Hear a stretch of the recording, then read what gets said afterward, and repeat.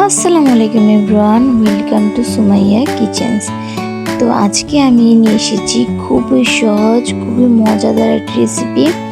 এটা হচ্ছে কাতলা মাছ বোনা। খুবই সিম্পল, খুবই অল্প মশলা দিয়ে বানানো যায়। তোমরা ইজিলি বাসায় বানিয়ে ফেলতে পারবে। তো এর জন্য নিয়ে নিয়েছি কয়েক পিস কাতলা মাছ। তো এটাকে নুন, মরিচ, হলুদ দিয়ে ভালোভাবে মেখে নিতে হবে। ভালোভাবে মেখে নিতে হবে যাতে ঠিক মতো মশলাগুলো ভিতরে যায়।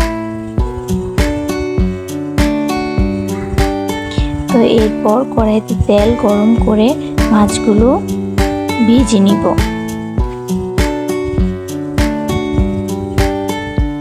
এই তো মাছগুলো ভাজা হয়ে গেলে ওই কড়াইতে দিয়ে দেব পেঁয়াজ। পেঁয়াজ হালকা ভাজা হয়ে গেলে এর মধ্যে দিয়ে দেব রসুন বাটা, দিয়ে দেব লবণ, দিব মরিচের গুঁড়ো 1 টেবিল চামচ, দিয়ে দেব হলুদের গুঁড়ো 1 টেবিল চামচ এবং দিয়ে দেব ধনিয়ার গুঁড়ো 1 টেবিল চামচ। এবার মশলাটা কষিয়ে দিয়ে দেব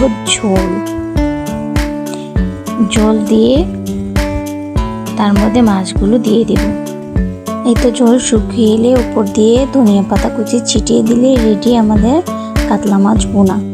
খুবই সিম্পল মজাদার একটা রেসিপি, বাসায় ট্রাই করে দেখবেন এবং ভালো লাগলে চ্যানেলটি লাইক এন্ড সাবস্ক্রাইব করে দিবেন।